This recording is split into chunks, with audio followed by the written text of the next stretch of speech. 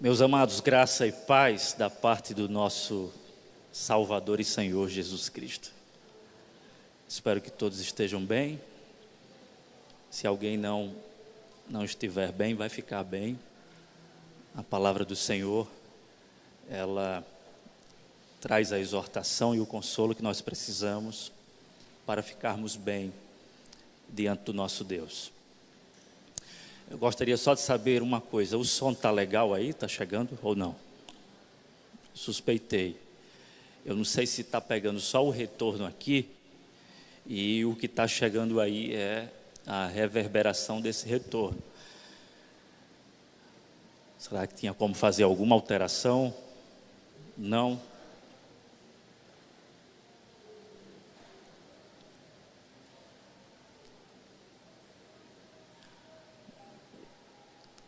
Isso, por gentileza, fechem as portas lá de trás.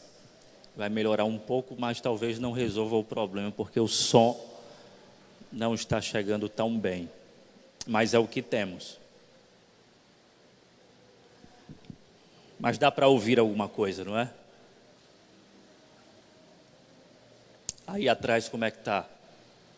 Está chegando aí atrás?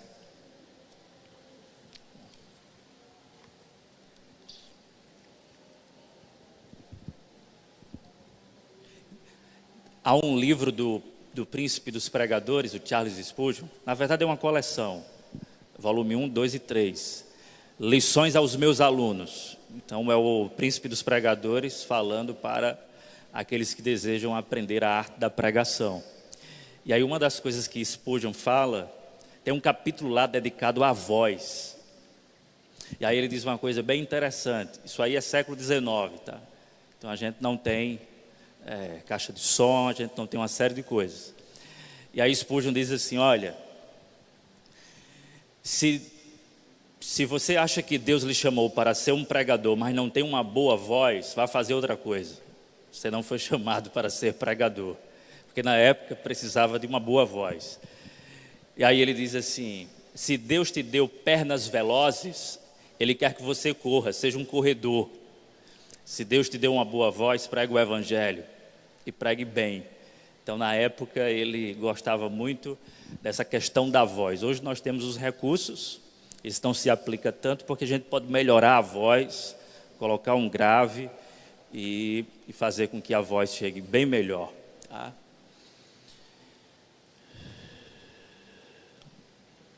Abra sua Bíblia, por gentileza, no livro que nós estamos meditando dominicalmente, que é o livro do Eclesiastes. A essa altura nós estamos no capítulo 5. Já se foram 2 mensagens do capítulo 5. E agora nós iremos tentar entender o restante desse capítulo a partir de uma outra unidade temática, já que a partir do versículo 8, um outro tema toma conta do texto e, portanto, trata-se de um novo assunto e não mais da adoração a Deus na casa de Deus, como vimos nas mensagens passadas. Eclesiastes capítulo 5.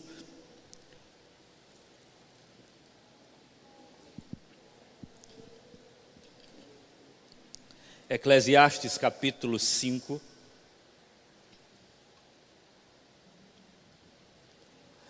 Agora não há mais o que fazer, é só tentar ouvir.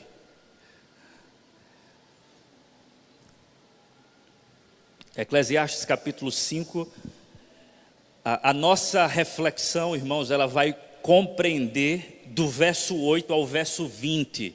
Para ganhar tempo, inicialmente eu não vou fazer a leitura do texto inteiro. Eu vou fazer a leitura de um único verso, que é o verso de número 10. Após a leitura do verso 10, mantenha a sua Bíblia aberta, que nós iremos precisar disso para compreender a mensagem do Eclesiastes nesse trecho. Eu estou usando a versão revista e atualizada. Para esse texto achei melhor essa versão, tá? Versículo 10, capítulo 8, capítulo 5, perdão, Salomão diz assim: quem ama o dinheiro, jamais dele se farta, e quem ama a abundância, nunca se farta da renda. Também isto é vaidade. Eu vou ler mais uma vez. Quem ama o dinheiro, jamais dele se farta, e quem ama a abundância, nunca se farta da renda.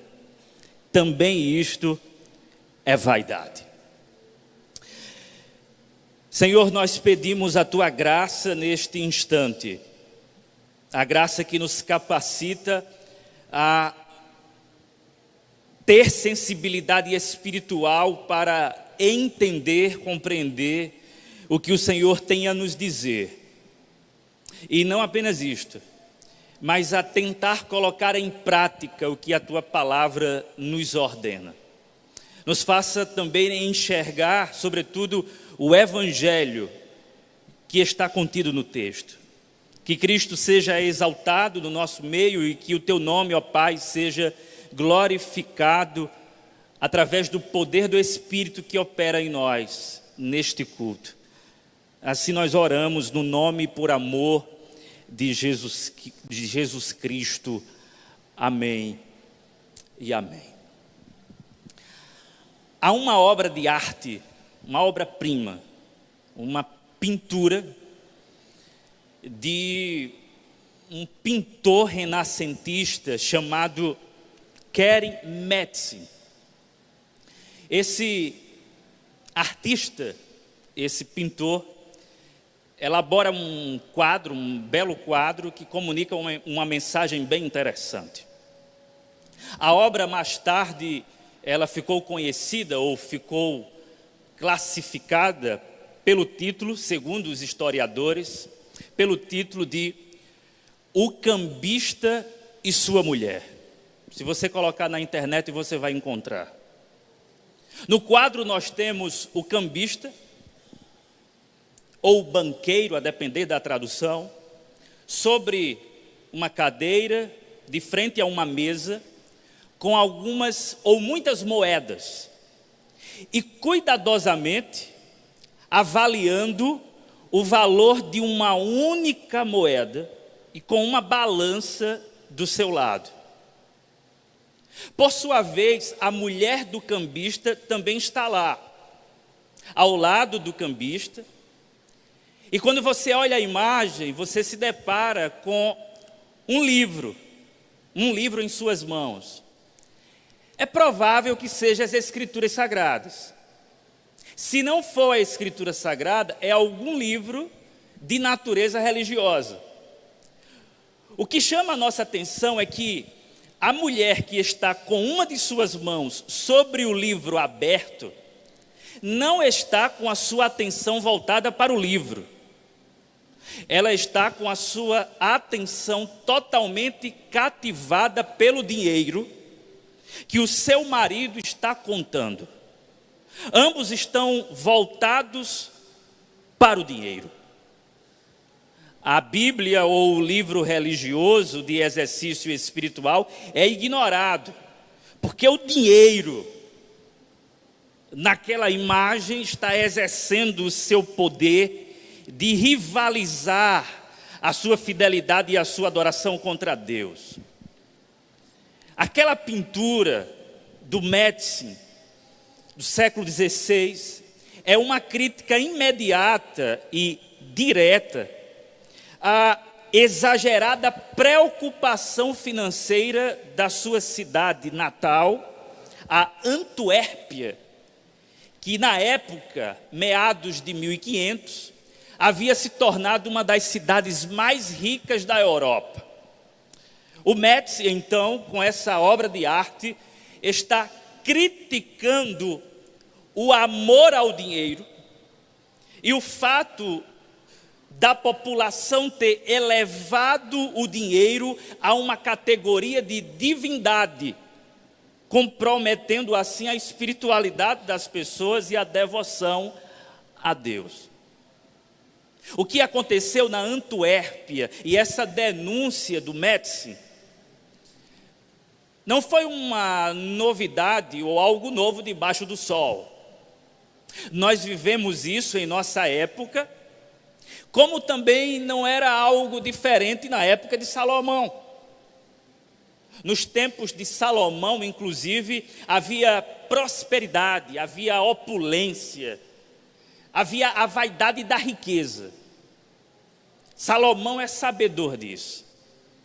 Mas Salomão é sabedor disso não apenas porque ele vê ou observa as pessoas correndo atrás, principalmente os mais jovens, correndo atrás de dinheiro, mas porque ele sabe o quão inútil e o quão absurdo é tornar o dinheiro, as posses, as riquezas, um Deus.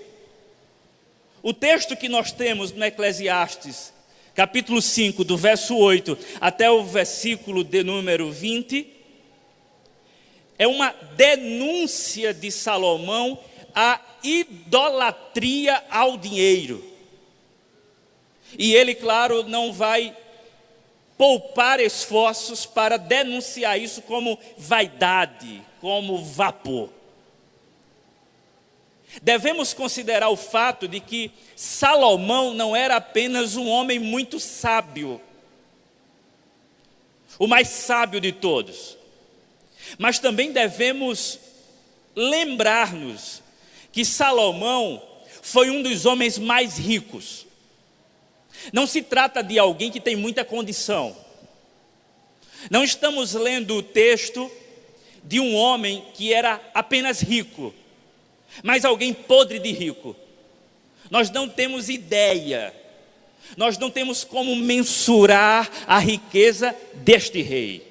Para você ter uma ideia, o trono sobre o qual Salomão se assentava era de marfim, revestido de ouro fino. Os copos e os jarros de sua casa eram feitos de ouro puro. Os escudos dos seus soldados ou dos seus guerreiros poderosos eram feitos de ouro batido. Na época, para Salomão, a prata era tão comum como as pedras. Salomão era um homem riquíssimo. Quando ele fala de dinheiro, portanto, os nossos ouvidos devem prestar muita atenção. Não é alguém que fez um curso, não é alguém que fez um treinamento sobre como ganhar dinheiro, como administrar dinheiro, como ficar rico. Mas estamos falando de alguém que tinha, e muito, e que chega a uma conclusão: isso é vaidade. Quem eleva o dinheiro a uma categoria de divindade está numa experiência de vaidade, de vapor, de fumaça, de vaziez de existência, de falta de propósito, de falta de sentido. Quem corre atrás do dinheiro, segundo Salomão, corre atrás do vento. Essa pessoa vai se frustrar, essa pessoa vai se decepcionar, vai ser traída por esse ídolo, porque o dinheiro é um falso Deus. Alguns filósofos estavam prevendo o que o Ocidente faria ao substituir Deus em sua ausência. Uns disseram: o sexo vai substituir Deus, o romance vai substituir Deus. E Nietzsche, em sua genialidade e loucura, ele disse: olha, o que vai substituir Deus no Ocidente é o dinheiro. E de fato, amados, quando nós olhamos para o nosso mundo, nós percebemos uma corrida de ratos. Pessoas correndo e correndo e correndo atrás do dinheiro. O dinheiro não é uma coisa ruim, mas o dinheiro se torna um diabo. um Deus falso quando você o eleva a uma categoria divina. Quando ele deixa de ser servo e passa a ser patrão. Como alguém já disse, o dinheiro é um excelente servo, mas um péssimo patrão.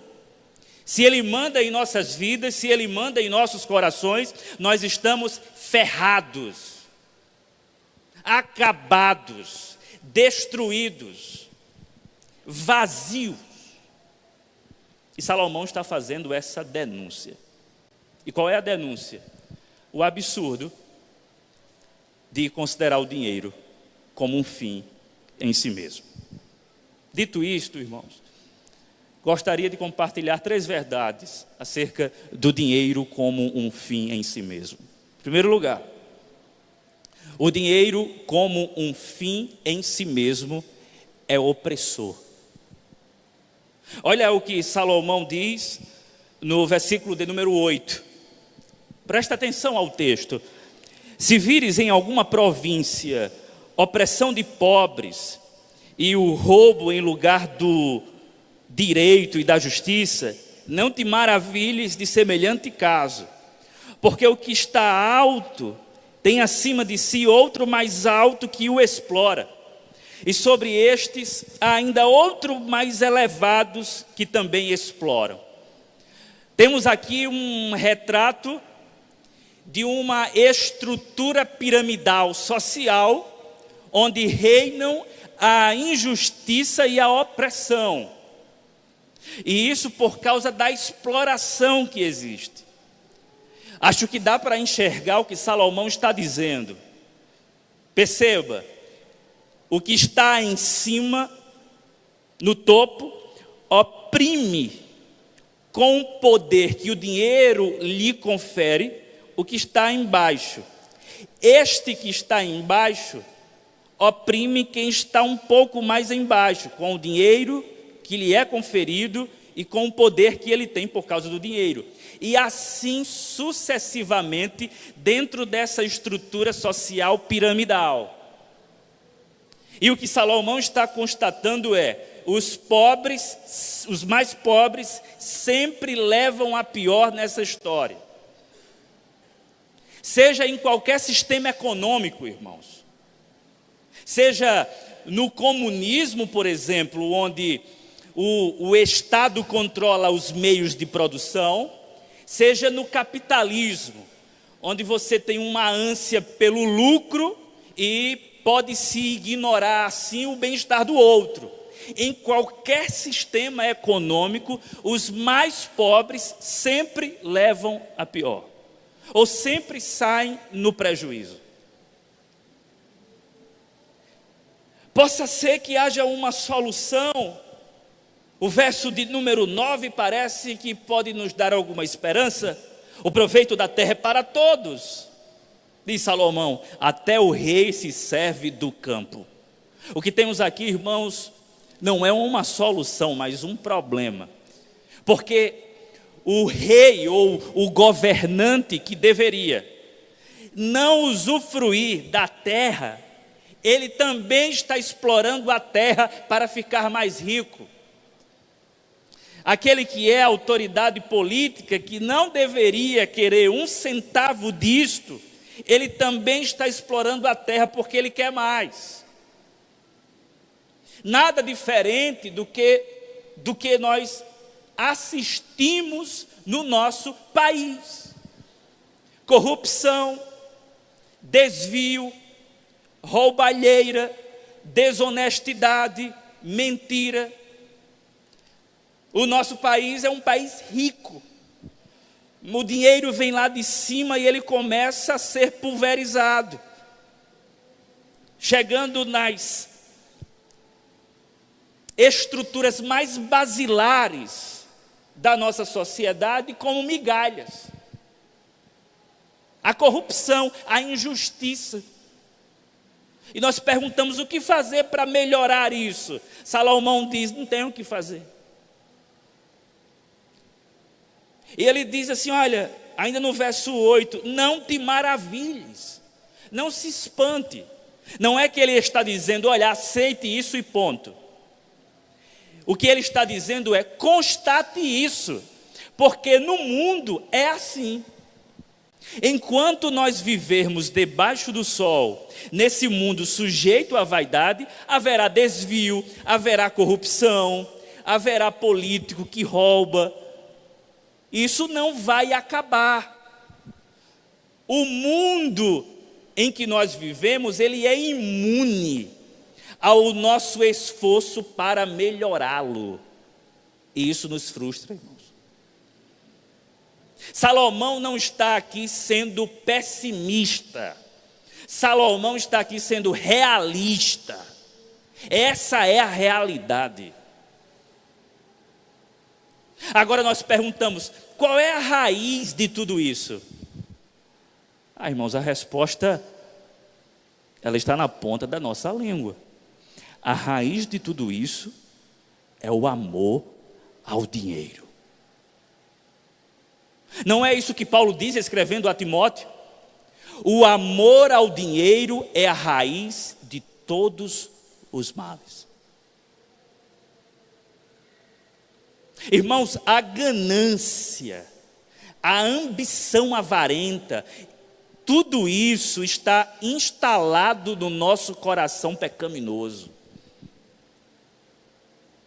O nosso coração, por natureza corrupto, ele é ganancioso. Nós queremos mais. E se tem um pecado que é difícil lutar contra ele, é o pecado da avareza. E eu vou aqui me utilizar do pensamento do Tim para tentar lançar alguma luz sobre a dificuldade que é lutar contra esse pecado. Tim Keller diz em seu livro Deuses Falsos, quando ele vai falar do Deus dinheiro, ele diz assim: olha, a ganância se esconde de sua vítima. E aí ele diz: o modus operandi da ganância também inclui a cegueira de coração. Vai ficar mais claro. Como pastor, eu tenho assim a oportunidade de ajudar algumas pessoas na luta contra os seus pecados. Certo? Então eu recebo pessoas com os mais diversos pecados. E aí você escuta pessoas com problema com a luxúria, pessoas com problema com a ira, pessoas com problemas relacionais, uma série de problemas. Mas eu nunca ouvi uma pessoa chegar para mim e dizer assim: pastor, eu tenho um problema com a avareza. Eu sou ganancioso. Eu quero confessar esse pecado. Você não encontra. É difícil, irmãos. Porque a ganância se esconde de sua vítima. Ela agraça o nosso coração, toma conta do nosso coração, se aloja do nosso coração, e nós somos capazes de dizer assim: não tenho isso não. E se disfarça por vezes com alguns bons valores, como gestão financeira, educação financeira e uma série de coisas, mas no fundo é a ganância, é o querer possuir mais.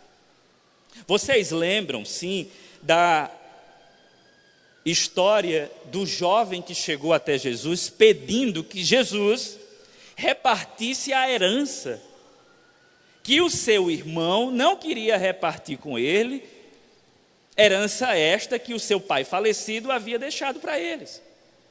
E aí o homem chega, é Lucas quem conta essa história, o homem chega para Jesus e diz: mestre, manda meu irmão repartir comigo a herança. Isso é justo. Não é que ele diz isso, mas é justo. E aí Jesus diz: homem, quem foi que me constituiu juiz ou repartidor entre você e seu irmão?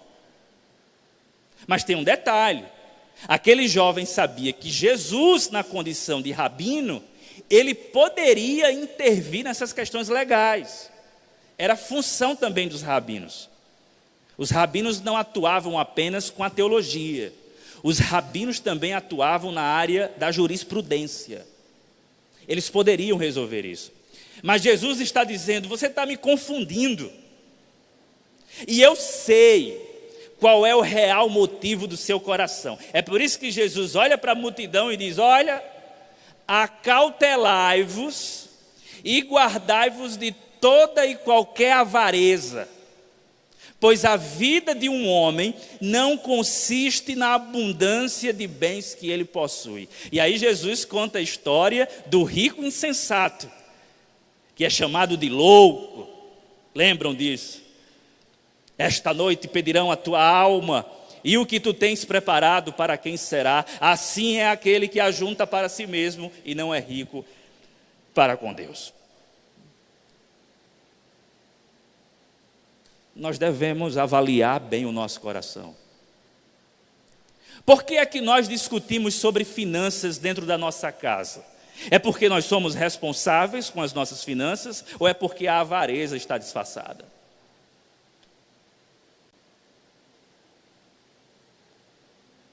O que é que tem provocado essas brigas dentro da sua casa?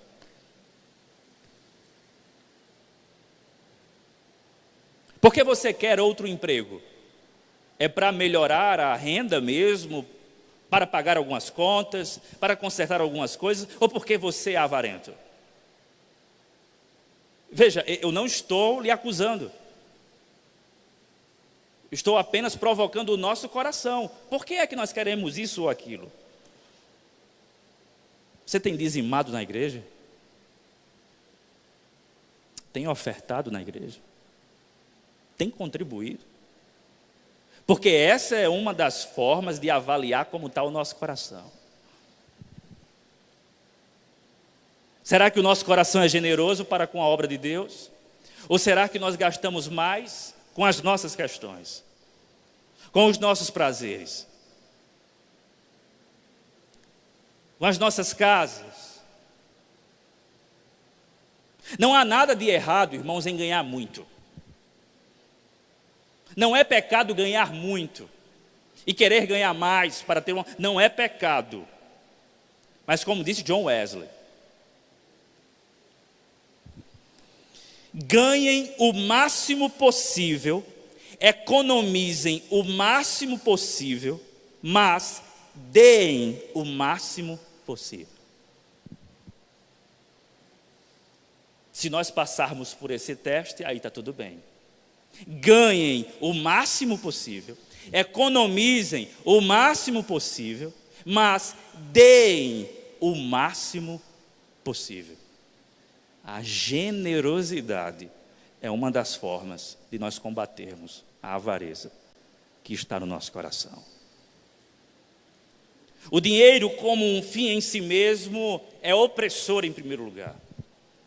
Mas em segundo lugar, o dinheiro como um fim em si mesmo é insaciável. Versículo 10. Quem ama o dinheiro jamais dele se farta, e quem ama a abundância nunca se farta da renda. Também isto é vaidade, é vapor, é fumaça, é bolha de sabão. Já se deu conta de que nós não ficamos realmente satisfeitos?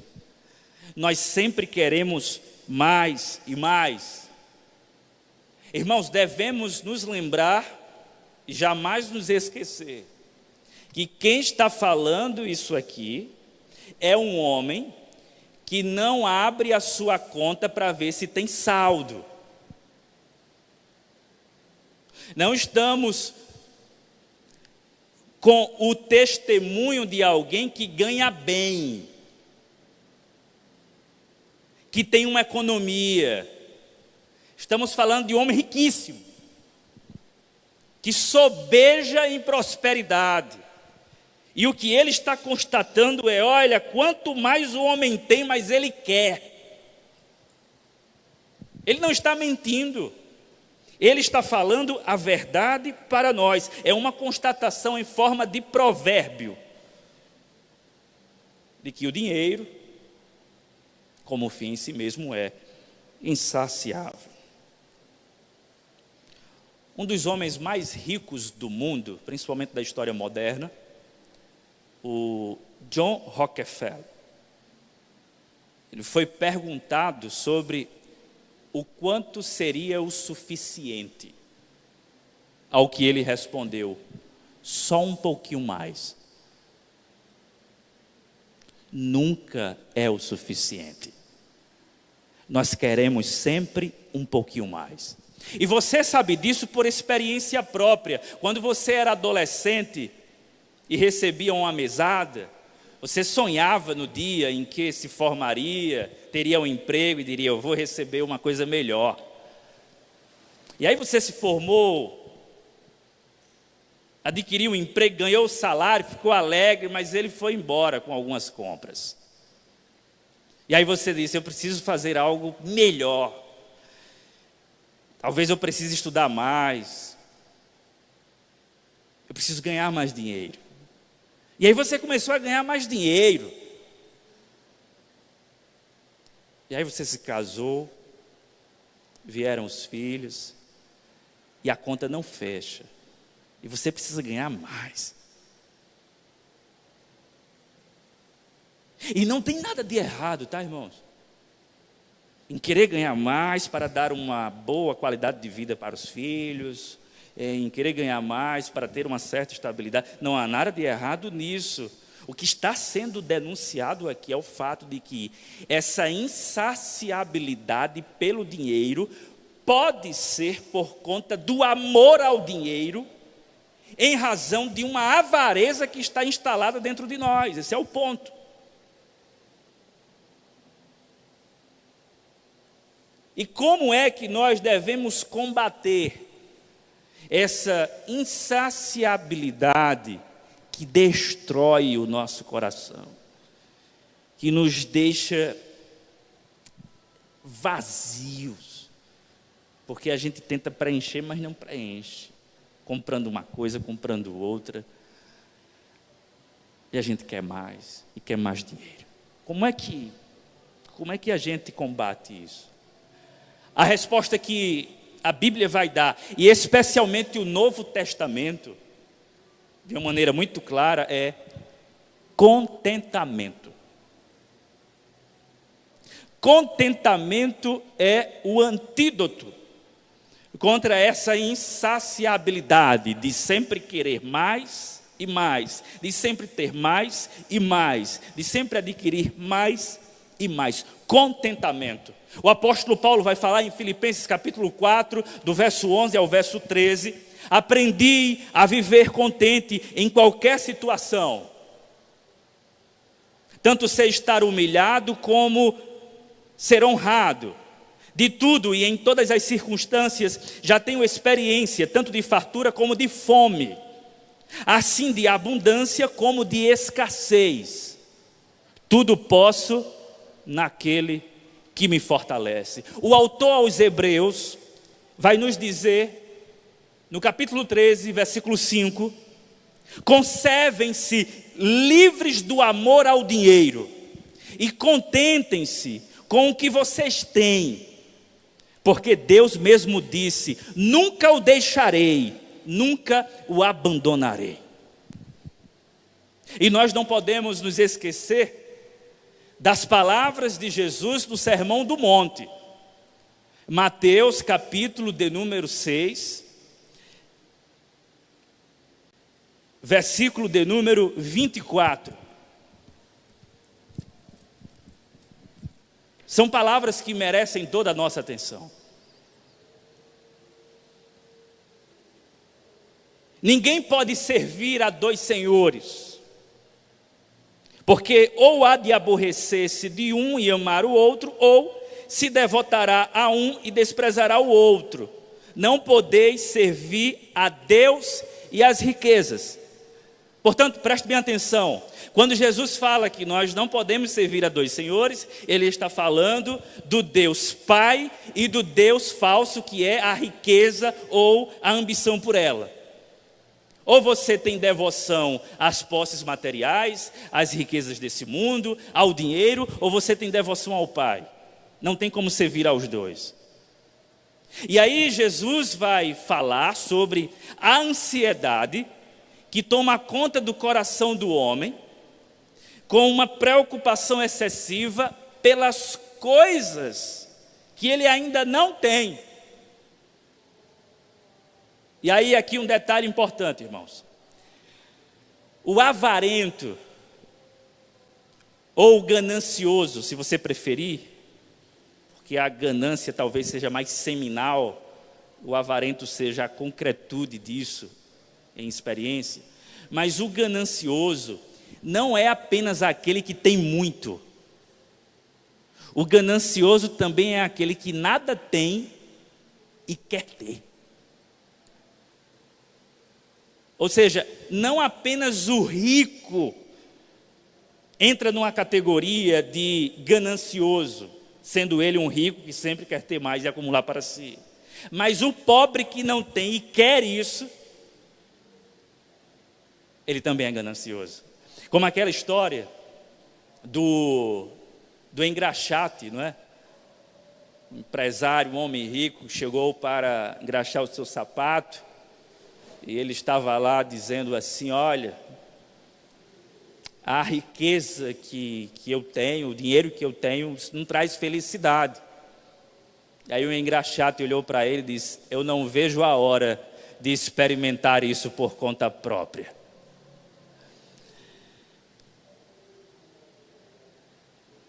Nós queremos ter, nós queremos possuir, nós queremos conquistar. E isso gera ansiedade. E Jesus então diz: por isso vos digo, não andeis ansiosos pela vossa vida, quanto ao que haveis de comer ou beber, nem pelo vosso corpo, quanto ao que haveis de vestir. Não é a vida mais do que o alimento, e o corpo mais do que as vestes? Observai as aves do céu, não semeiam, não colhem, nem ajuntam em celeiros, contudo, vosso Pai Celeste as sustenta. Porventura, não valeis vós muito mais do que as aves? Qual de vós, por ansioso que esteja, pode acrescentar um côvado ao curso da sua vida? E por que andais ansiosos quanto ao vestuário? Considerai como crescem os lírios do campo, eles não trabalham nem fiam. Eu, contudo, vos afirmo que nem Salomão, nem mesmo Salomão, em toda a sua glória, se vestiu como qualquer deles. Ora, se Deus veste assim a erva do campo, que hoje existe e amanhã é lançada no forno, quanto mais a vós outros, homens de pequena fé. Portanto, não vos inquieteis dizendo que comeremos, que beberemos ou com que nos vestiremos, porque os gentios é que procuram estas coisas. Vosso Pai Celeste sabe que necessitais de todas elas. E aí vem, irmãos, o segredo de uma vida rica no Senhor. Buscai, pois, em primeiro lugar, o reino de Deus e a sua justiça, e todas estas coisas vos serão acrescentadas. Está aqui o segredo. Tem um comentário sobre esse texto do dinamarquês, considerado o pai do existencialismo, o Søren Kierkegaard. E ele, analisando esse texto, ele diz uma coisa interessante. Ele diz: alguém me pergunta, eu devo buscar uma melhora para a minha vida, um bom emprego, uma influência na sociedade, eu devo buscar isso? E aí ele diz, Kierkegaard diz: não, busque em primeiro lugar o reino de Deus e a sua justiça. Então você está me dizendo, continua Kierkegaard, então você está me dizendo que eu não devo me preocupar com essas coisas, e tudo que eu tenho é melhor vender e dar aos pobres. E Kierkegaard diz: não. Buscai, pois, em primeiro lugar, o reino de Deus e a sua justiça, todas as coisas vos serão acrescentadas. Então o que você está dizendo para mim é que eu devo sair por aí pregando isso? E Kierkegaard diz, não. Buscai, pois, o reino de Deus e a sua justiça, e todas as coisas vos serão acrescentadas. O que Kierkegaard estava dizendo é, você não tem que fazer nada. E aí ele faz um trocadilho e diz assim, o que você tem que fazer é se reconhecer como um nada diante de Deus e descansar nele, em silêncio. Buscai, pois, o reino de Deus e a sua justiça. Contentamento. Você está contente com o que tem? Ou quer ter mais? E por que quer ter mais? Em terceiro lugar, o dinheiro como um fim em si mesmo, além de opressor, além de insaciável. Por último, o dinheiro como um fim em si mesmo é inquietante. E aí o Salomão, o sábio, vai apresentar uma lista de razões pelas quais o dinheiro como um fim em si mesmo é inquietante. E vamos por parte. A partir do versículo de número 11. Onde os bens se multiplicam, também se multiplicam os que deles comem. Que mais proveito, pois, têm os seus donos do que os verem com os seus olhos? Qual é o problema aqui, irmãos? O que é que inquieta? Amigos de ocasião. Quando você começa a receber um pouco mais, as pessoas começam a se aproximar de você mais, por interesse. São os sanguessugas, são os parasitas, pessoas que se aproximam de você para querer mais. Querem os seus bens, querem o seu dinheiro, querem a sua amizade por ocasião da sua prosperidade. E isso inquieta o homem. Ele vive sob suspeita o tempo inteiro, sem saber quem é amigo de verdade e quem não é. Isso inquieta. Mas vem um outro problema, insônia. Versículo de número 12. Doce é o sono do trabalhador, quer coma pouco, quer coma muito, mas a fartura do rico não o deixa dormir. E aqui Salomão faz um contraste entre o trabalhador manual, que passa o dia trabalhando duro, quando chega em casa, embora com pouco, ele dorme porque está muito cansado. Por sua vez, em contraste, o rico ocioso, que tem muito, não trabalha muito, embora tenha muito, ele se diverte com as suas riquezas, ele come muito com as suas riquezas. Inclusive, há um comentarista que vai dizer, a insônia é causada pela indigestão à noite. Porque ele não fez nada durante o dia e comeu muito até a noite e não tem como dormir. Mas há um aspecto interessante que deve ser analisado. Quem tem muito tem medo de perder. Quanto mais você tem, mais você pode perder. E o rico, então, pode perder o sono por causa do medo de perder dinheiro. O dinheiro traz essa perturbação que pode afetar o sono. Mais do que isso, irmãos, além dos amigos de ocasião, além da insônia, há também o fim. E aqui Salomão pega pesado. Versículo de número 13. Grave mal vi debaixo do sol, as riquezas que seus donos guardam para o próprio dano. Versículo 14. E se tais riquezas se perdem por qualquer má aventura, ao filho que gerou nada lhe fica na mão. Como saiu nu do ventre de sua mãe, assim nu voltará, indo-se como veio, e do seu trabalho nada poderá levar consigo.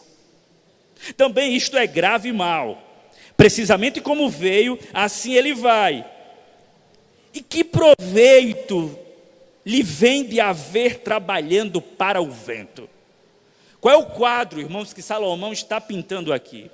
De um homem que tem posses e que, por alguma situação trágica, sei lá, um investimento que ele fez e perdeu tudo, porque nada nesse mundo pode ser garantido. Esse homem então perde toda a sua fortuna e não deixa nada para o seu filho. O que está pressuposto aqui é que ele deve ser cuidadoso para deixar alguma coisa para os seus filhos. Mas ele perdeu tudo, e isso foi trágico para a sua vida, como também para a vida dos seus. É o fim. Mas vamos supor que essa pessoa investiu bem, tem muito, o seu filho é um herdeiro, seus filhos herdam os seus bens, e toda a família tem muito. E ele está sossegado quanto a isso, não vai perder, está seguro, tem muito dinheiro, como Salomão. Salomão diz: olha, ainda assim você vai morrer. E quando você morrer, você não vai levar absolutamente nada. Não, irmãos, nós não fazemos como os reis pagãos de antigamente, que eram enterrados com as suas fortunas, tentando chegar do outro lado da eternidade com elas. Isso não acontece, irmãos. Nós viemos para esse mundo sem nada e voltaremos para o pó sem nada. Os seus filhos, a mesma coisa. Não haverá nada. Tudo o que você conquistou vai evaporar, vai passar, porque você passa.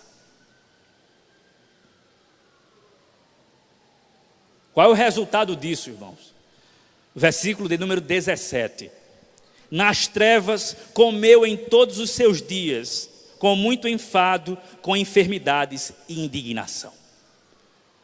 Salomão está falando aqui do rico que é inquieto e que tem medo de perder a sua fortuna. E esse medo de perder a sua fortuna faz com que ele leve essa vida desgraçada, miserável. Uma vida de enfermidades, uma vida de indignação, uma vida de trevas, porque ele não tem paz. Esse falso Deus, esse ídolo chamado dinheiro, tira a paz de qualquer ser humano. Mais uma vez digo, não estou dizendo que o dinheiro é ruim. Não estou dizendo que tentar ir atrás de uma melhora de vida é coisa ruim. Não. Se você pode melhorar com motivações santas, faça isso. Faça sua carreira. Procure o bem-estar da sua família. Não há pecado nisso. Não há pecado na riqueza. O rico, que é rico, não necessariamente é perturbado. Um exemplo disso? Jó.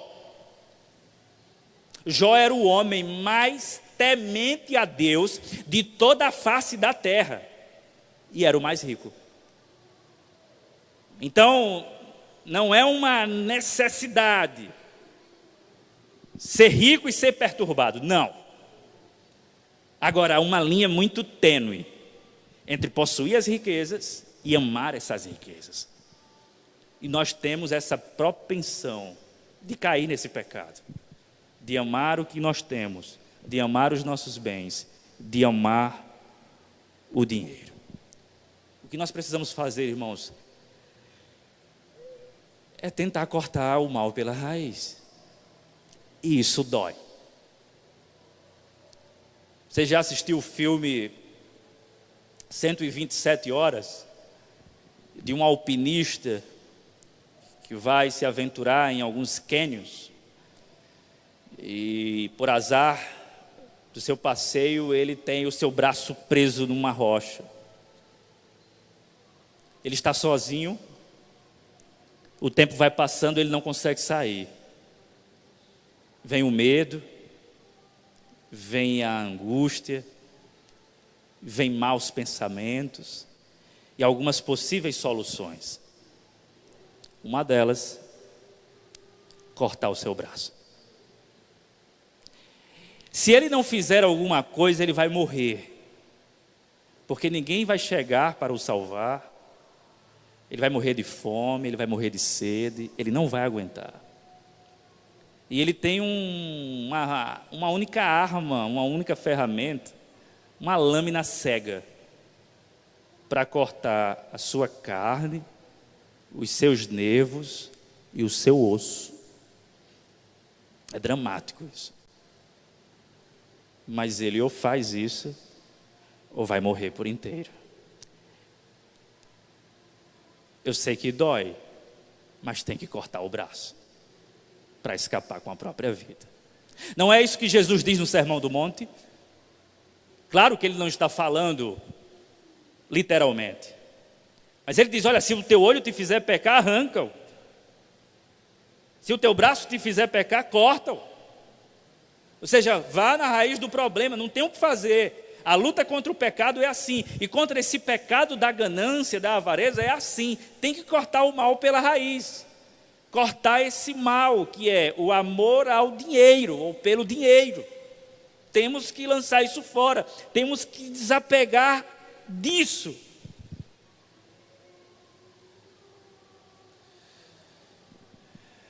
Eu sei que não é fácil, irmãos.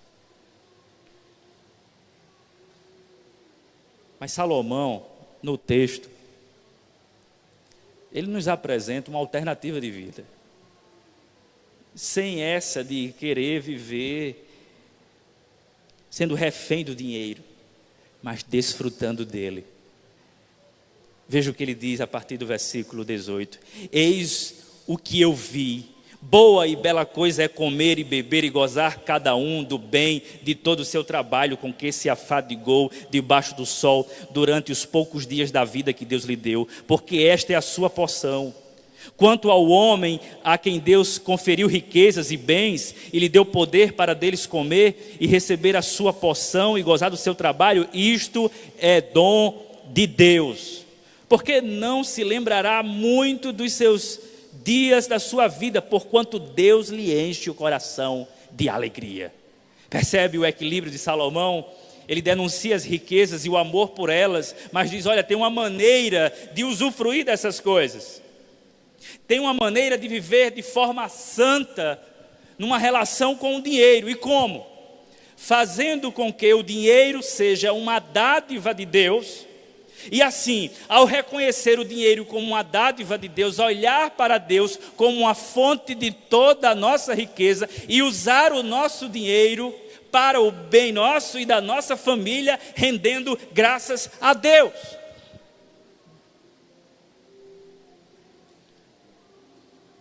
Você tem como se alegrar com a sua família, comendo boas comidas, bebendo boas bebidas? Tem como fazer isso? Faça, isso é dom de Deus. O problema, irmãos, é que o avarento, ele é mesquinho, ele não é capaz de ser pródigo numa festa, por exemplo, porque ele tem medo de gastar muito com uma festa de família e faltar ali. E Salomão está dizendo: faça essa festa. O tempo é curto, a vida que você tem é muito efêmera. Aproveite os seus dias. Ah, mas eu posso ficar sem? Sim, tudo bem, a vida é assim, é incerta. E quem é que garante que você não vai perder lá na frente? Faça a viagem que você tem que fazer, se divirta com a sua família, coma, beba, se alegre, receba isso como dom de Deus. Por que ficar se apegando a isso? Por que ser, como a gente costuma brincar, mão de vaca? Tem gente que dá tchau assim, né?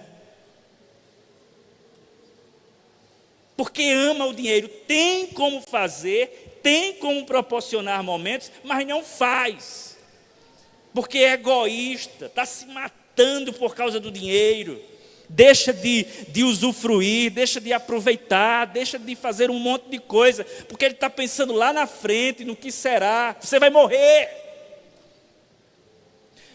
Eu não estou dizendo para você viver uma vida irresponsável, gastando tudo. Isso também é avareza.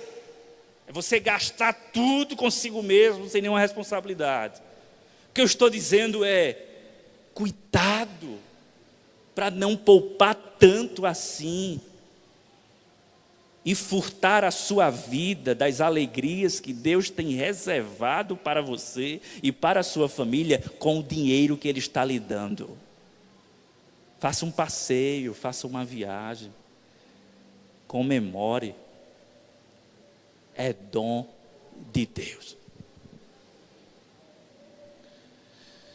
Quero concluir voltando para o artista do século XVI, o Médicis, que pinta o quadro, que recebeu o nome mais tarde pelos historiadores de O Cambista e a Sua Mulher. Nesse quadro, você tem o cambista, contando o seu dinheiro, a sua mulher com a Bíblia, como eu disse, com a atenção voltada para o dinheiro, mas tem um detalhe. Tem um espelho redondo entre eles, na mesa. E esse espelho, ele está refletindo um cômodo da casa, que pode ser a janela, e essa janela, ela tem os seus traços, e esses traços, essas linhas escuras, formam uma cruz. E há um braço estendido para alcançar essa cruz. Os historiadores acreditam que esse braço que se estende para alcançar a cruz é o braço do próprio pintor, do próprio Médicis, que está denunciando a ganância, a avareza, a opulência, e está dizendo o seguinte: nós precisamos nos livrar de tudo isso e agarrar aquilo que realmente importa. A rude cruz é o que nós temos de mais valioso. É a salvação conquistada por Cristo Jesus na cruz do Calvário. Essa é a nossa riqueza. Jesus é a nossa riqueza. Como disse um puritano em uma oração: Jesus, eu sou o teu inferno, tu és o meu céu. Eu sou a tua pobreza, tu és a minha riqueza. É por isso que nós iremos cantar agora, enquanto nós nos aproximamos da mesa que fala da verdadeira riqueza. Sua verdadeira riqueza é essa aqui: o pão, o cálice, é participar desse banquete gracioso. Nós iremos cantar. Enquanto isso, eu chamo aqui os oficiais. Eu quero descer com o reverendo Lorinaldo, chamo presbíteros presentes e diáconos, para nós participarmos da Santa Ceia do Senhor.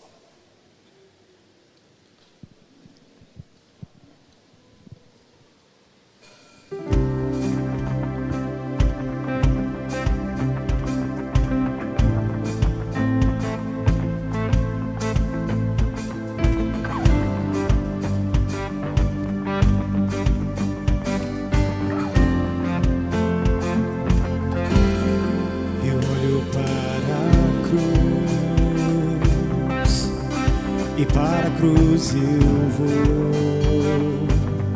do seu sofrer participar,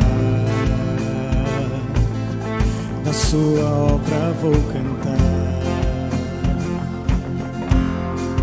Meu Salvador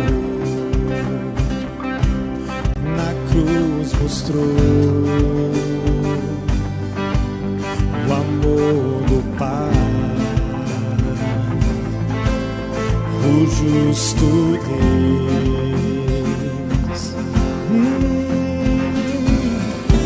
Pela cruz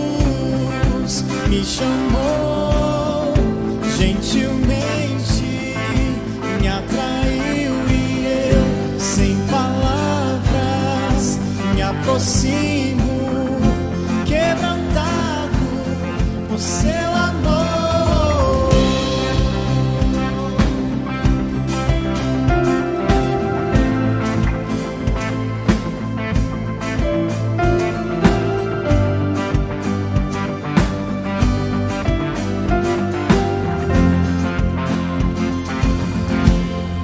Imerecida vida, de graça recebi, por sua cruz, da morte me livrou, trouxe minha vida. Eu estava condenado, mas agora pela cruz eu fui reconciliado.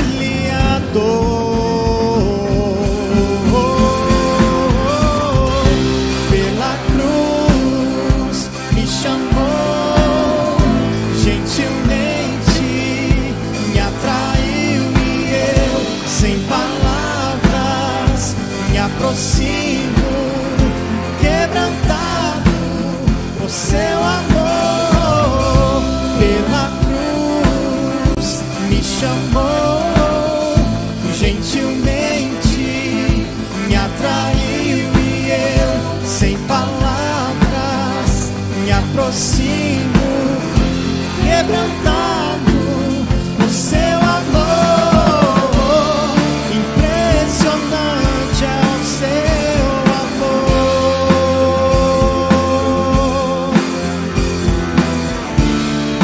Me redimiu e me mostrou o quanto é fiel. Impressionante é o seu amor.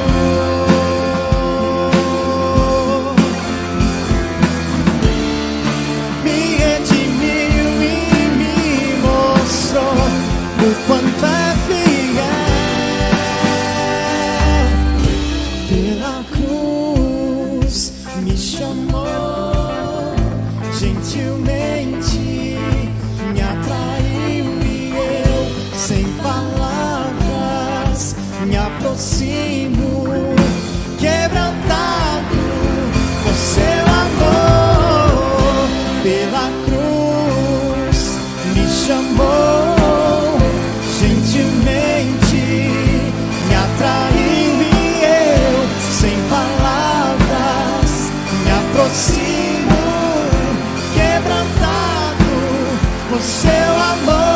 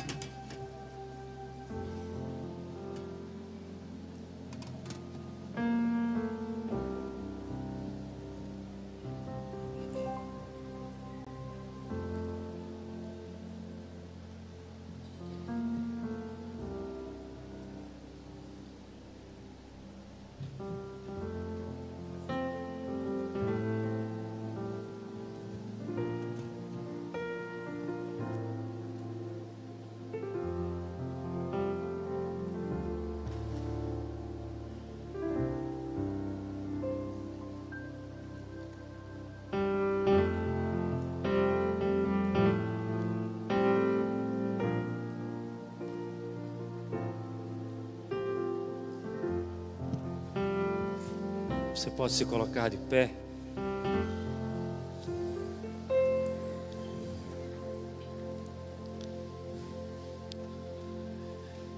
Este momento é reservado para os pobres de espírito, para aqueles que confiam na riqueza da graça de Cristo, que tem o Senhor e Salvador Jesus Cristo como a única porção de valor na terra dos viventes.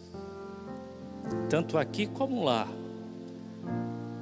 nós achamos a pérola de grande valor.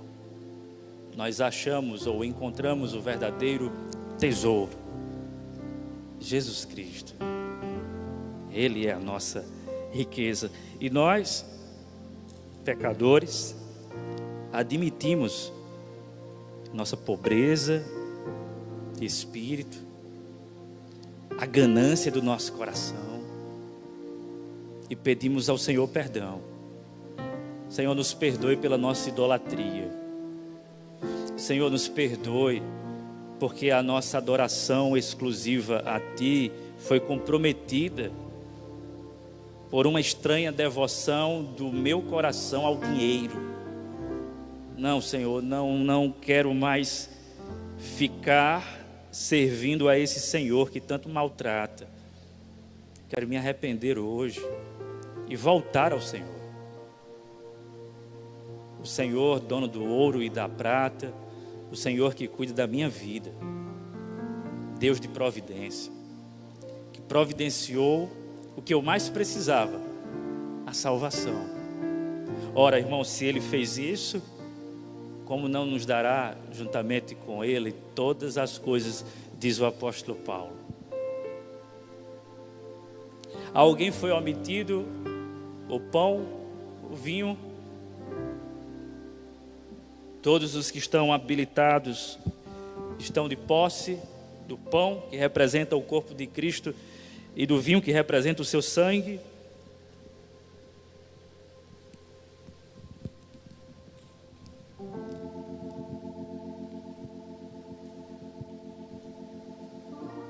Se você tem o pão, que representa o corpo de Cristo, coma dele.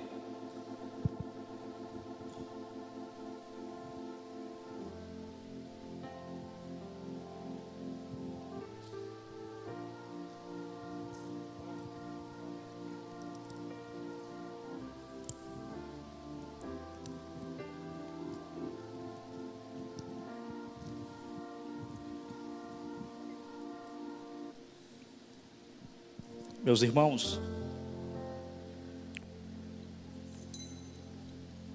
isso sim é riqueza.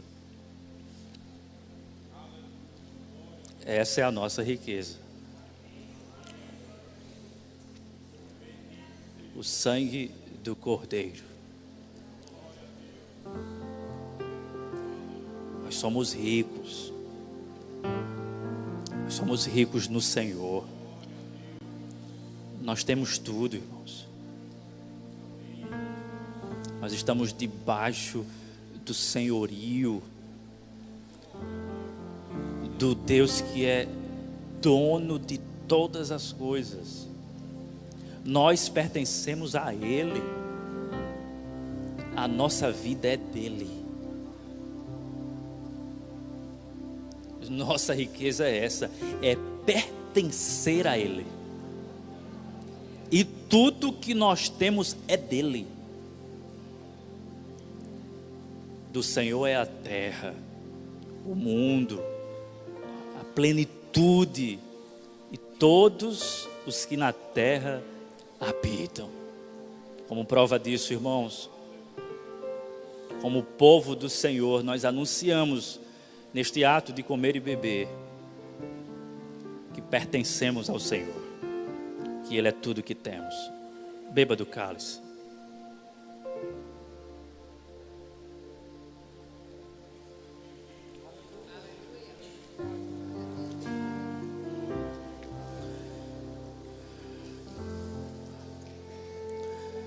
Tu és tudo que temos e possuímos. Tu és o nosso bem maior. A semelhança de Asaf, quando entrou no templo, tu és a nossa herança. Nós temos o Senhor no agora e no porvir. O viver para nós é Cristo, o morrer é lucro. Nada se compara a essa riqueza. Nada se compara a ter o Senhor como nosso Salvador. Colocamos as nossas vidas novamente debaixo da tua autoridade. Colocamos, Senhor, o nosso coração sujeito à tua vontade. Pode destruir os nossos ídolos, Senhor, eles nos fazem mal. Eu sei que dói, mas é para o nosso bem, é para a nossa santificação, é para que a nossa adoração seja aperfeiçoada, é para que os nossos olhos se voltem para a verdadeira riqueza, o Senhor, nosso Salvador. Que a graça de Cristo Jesus, o amor de Deus, o bendito Pai, e as consolações do Espírito repousem sobre cada um de nós, desde agora e para todo sempre. Todos dizem amém. Deus abençoe a todos, uma ótima semana.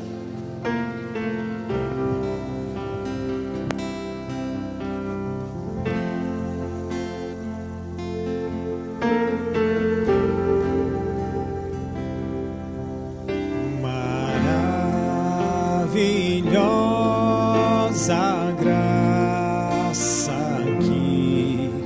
que